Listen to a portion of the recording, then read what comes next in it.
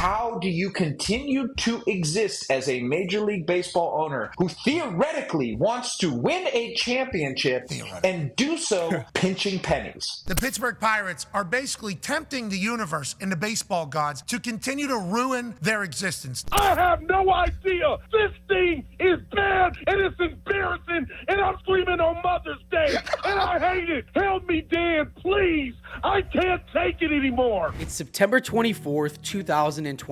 The Pittsburgh Pirates are already eliminated from playoff contention, sitting in last place in their division. But that's not the story here. The story is what happens next, and it's gonna make your blood boil. First baseman Rowdy Tellez walks into the clubhouse, probably thinking about the final week of the season ahead. He's been grinding all year, hitting .243 with 13 home runs and 56 RBIs. Not spectacular, but solid enough to make a living. Here's what makes this interesting though. Tellez needed just 4 more plate appearances to trigger a $200,000 bonus in his contract. 4 plate appearances in a week with 6 games left. Easy, right? Then the announcement comes. Rowdy Tellez has been designated for assignment. Not even kidding. You're telling me that they cut a guy who's 3rd on the team in RBIs, tied for 4th in home runs, just 4 at-bats before he earns a bonus he's worked all season for? And this isn't even the worst part of the story. Well, welcome to the Bob Nutting experience, folks. The absolute worst owner in sports, and trust me, we're just getting started. But before we get into the video today, guys, thank you again on our road to 50,000 subscribers. If you're not already subscribed, please hit that now. Turn those notifications on to be put into the giveaway for a jersey that we're giving away every single upload. With that being said, this upload's winner is at Jose Mendoza 9791. Reach out to me, I got you on that Tatis jersey. Now that that's out of the way, let's get right into it. Let me introduce you to the man who has single-handedly turned the Pittsburgh Pirates into baseball's biggest joke. Robert Bob Nutting took over as principal owner of the Pirates in 2007, and since then, he's become the poster child for everything wrong with modern baseball ownership. Here's the thing. This guy has a net worth of over $1.1 billion. That's a billion with a B. He inherited his wealth from a newspaper publishing empire that dates back to 1890. So we're not talking about some struggling small market owner who's genuinely strapped for cash. We're talking about a guy who could write a $200,000 check without even checking his bank's balance. But here's where it gets interesting. Despite being worth over $1 billion, Nutting runs the Pirates like he's operating a lemonade stand with a $5 budget. Since taking over in 2007, the Pirates have never, and I mean never, had a payroll over $100 million. Their all-time high was $99.9 million back in 2016, and even that felt like pulling teeth. To put this into perspective, the average MLB payroll in 2024 was around $160 million. The Pirates, they opened the 2024 season with an $86 million payroll, ranking them 2nd lowest in the National League. Only the Miami Marlins spent less. Now, you might think, well, maybe the Pirates just don't make enough money to compete. Well, wrong. Dead wrong. Because according to a bombshell report from MLB insider Bob Nightingale, the Pittsburgh Pirates are actually one of the most profitable teams in all of baseball. Yeah, the Pirates are one of the most profitable teams in baseball. Let me say that again. One of the most profitable teams in baseball is the Pittsburgh Pirates. So how is that possible, right? Well, it's because of revenue sharing. MLB's revenue sharing system is designed to help small market teams compete with big market teams. The Pirates receive tens of millions of dollars every year through this system, but instead of reinvesting that money into the team to make them competitive, Bob Nutting just pockets it. A 2022 investigation found that all TV revenue, MLB revenue sharing, and profits from concession sales after payroll was kept as net profits for Nutting. So he's literally using the Pirates as his personal ATM machine while telling fans he's working every day to put a winner on the field. It's ridiculous. The man has turned baseball welfare into a personal pension plan. But let's get back to that Rowdy Tellez situation, because this isn't an isolated incident. This is a pattern, a disgusting, shameful pattern that shows you exactly who Bob Nutting is. Exactly. When the Pirates cut Tellez, general manager Ben Cherington had the audacity to say the bonus played zero factor in the decision. Zero factor. but just 4 plate appearances away from $200,000, but it's zero factor. You know what ESPN's Jeff Passan said about this? He went on the Pat McAfee show and absolutely destroyed Nutting. I think the important point here is not to focus on the Pirates screwed Rowdy Tellez out of $200,000. It's to look at the Pirates and to look at Bob Nutting and to ask, why is Rowdy Tellez your first baseman in the first place? Why aren't you going out and getting better players? Why don't you sign Christian Walker or Pete Alonso or someone this winter to go and be a part of the core of that lineup long term? But wait, it gets worse, because just days later, the Pirates pulled the exact same move with another player they had, Isaiah Kiner-Falefa, who was benched in the final game of the season, also just 4 plate appearances short of earning a bonus. Except this time, when the team offered to let him play to get the bonus, IKF said no, because he realized what was happening and he didn't want to be a part of the circus. Now think about it. A player literally turned down the chance to earn his own contractual bonus because he was so disgusted with how the organization was handling things for other players and in general. That's crazy. When Tellez spoke about his release later, he said this. It kind of caught me off guard, really, but, this game's a business and those things happen. You don't want them to happen. I can say, they didn't do anything wrong on paper, but I just felt like, it was one of those things that just kind of blindsided me. Can you hear the hurt in those words? This is a human being who gave everything he had for this organization, and they threw him away to save pocket change. But Bob Nutting's penny pinching ways don't stop there. Let's talk about what just happened with Andrew Heaney this past season. The Pirates signed Heaney to a 1-year, $5.25 million deal with performance bonuses. His incentives started at $50,000 for 120 innings pitched, then $100,000 for 130 innings pitched, and escalated to $150,000 each for 140, 150, 160, and 170 innings pitched. If he hit all of these bonuses, he could have earned himself an extra $750,000. So what do you think happened? Well, after 23 starts as a member of the Pirates rotation, the Pirates suddenly moved Heaney to the bullpen. Now, they claimed it was for performance reasons, but come on, we've seen this move before. Plus, Andrew Heaney had a sub-4 ERA on the Pirates through mid-June. He's not bad enough to come out of the bullpen for the Pirates. Moving a starting pitcher to the bullpen dramatically reduces his chances of hitting those innings-based bonuses. It's the same playbook they use with Tellez, with IKF, it's just more subtle. So if Bob Nutting is consistent at one thing, it's trying to pay his players as little amount of money as possible. This is what happens. This, Pat, is the consequence of ownership that does not treat things seriously.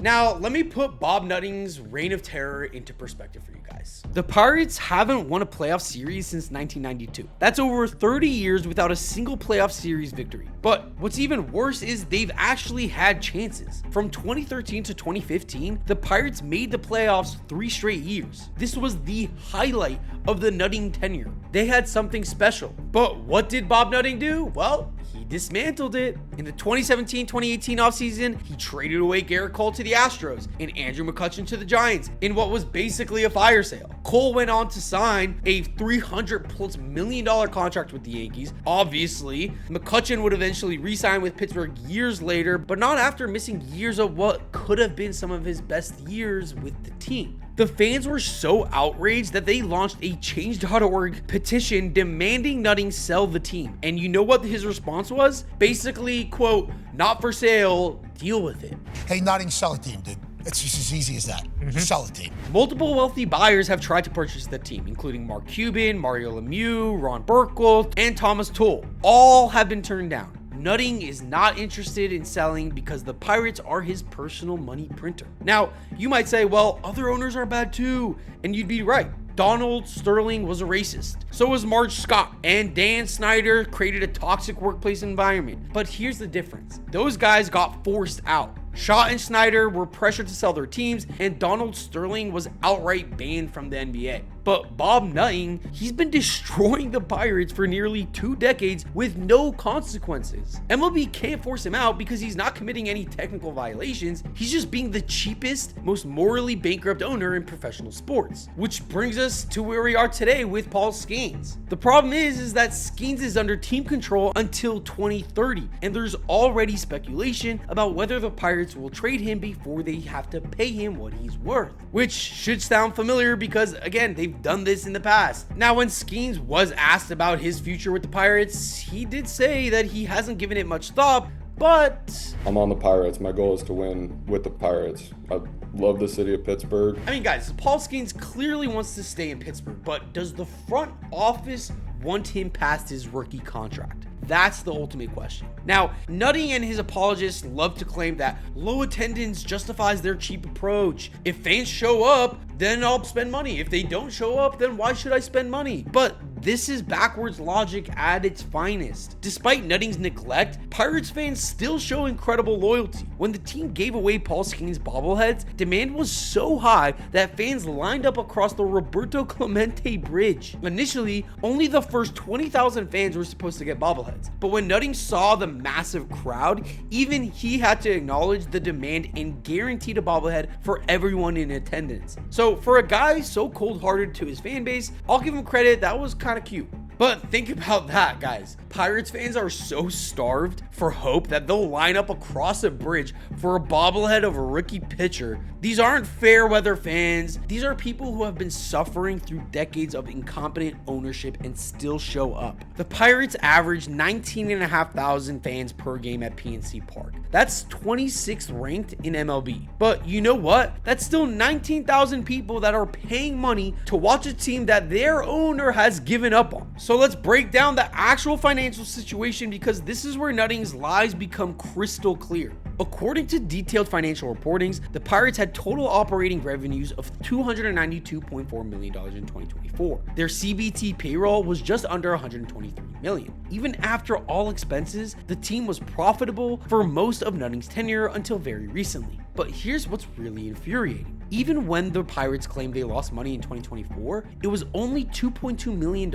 Bob Nutting's net worth is over $1 billion. A $2.2 million loss is literally a rounding error for this guy. Compare that to what successful teams spend. The Atlanta Braves, for example, had almost $600 million in baseball revenue in 2024, more than double the Pirates' total. But the Braves also spent $504 million on baseball operating costs and expenses. So the difference is clear. The Braves ownership is actually willing to invest in young talent early to avoid paying them exorbitant contracts in the future. Nutting just wants to extract maximum profit with minimum investment. And this is the Bob Nutting playbook, right? Because once you see the pattern, you'll understand why Pittsburgh fans are so angry. So, step 1 of the Bob Nutting playbook: identify promising young talent, Cole, McCutchen, Skeens. Step 2, develop them on the cheap while they're under team control. Step 3, refuse to invest in supporting talent around them. And step 4, trade them away before having to pay market value. Step 5, tell fans you're rebuilding and ask for patience. Step 6,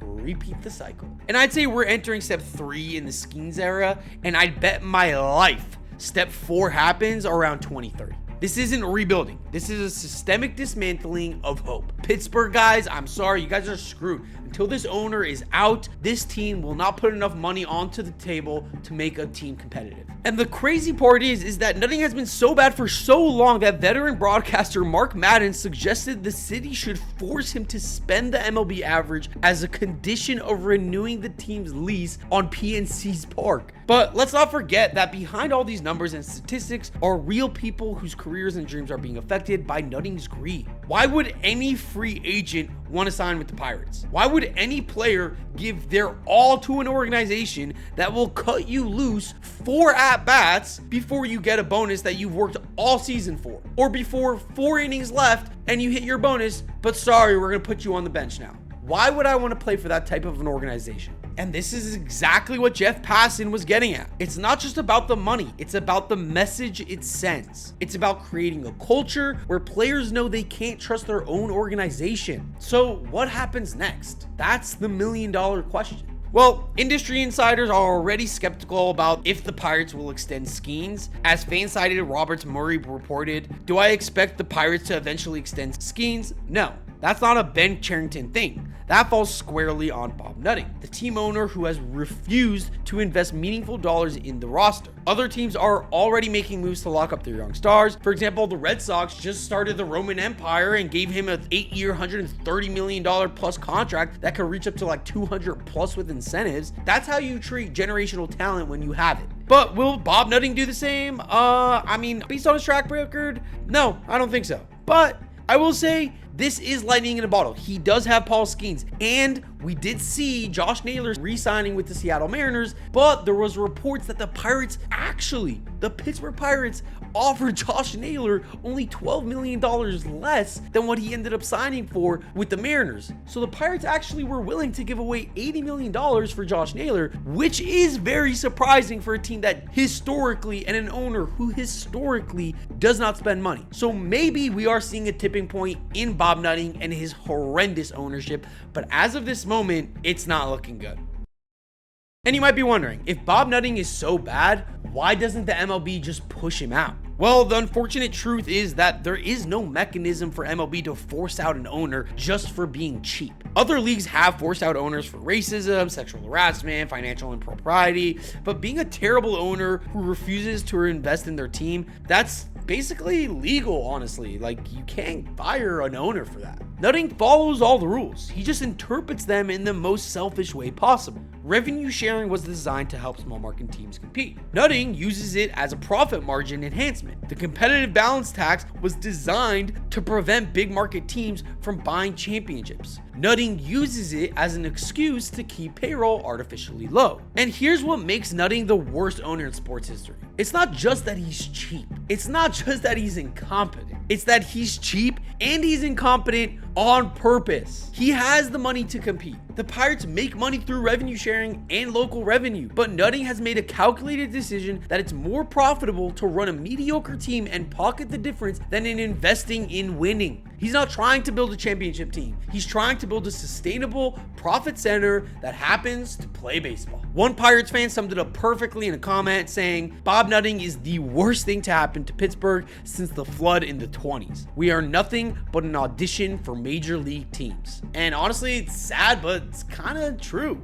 Under Bob Nutting, the Pirates have become a farm system for the rest of baseball. They develop talent, showcase it for a few years, and then ship it off to teams that actually want to win. Maybe they'll have a year or two here and there where they'll make an outside playoff push, but those never last. The question isn't if Bob Nutting will disappoint Pirates fans again. The question is, how is he going to do it this time? Will he trade Paul Skeens before he pays him? Will he continue benching players to avoid bonuses? Will he find new creative ways to extract profit while minimizing investment? Only one thing is for sure, and that is, as long as Bob Nutting owns the Pittsburgh Pirates, they're always going to be known for trading away talent rather than winning championships. But who knows? Maybe I'm wrong. Maybe we are finally moving forward. Maybe they're going to go out and get Kyle Schwarber. Maybe the Rockies or Marlins or A's are actually the worst owner in sports, and it's not Bob Nutting and the Pirates. Let me know what you think in the comments below. I'll see you on the next one.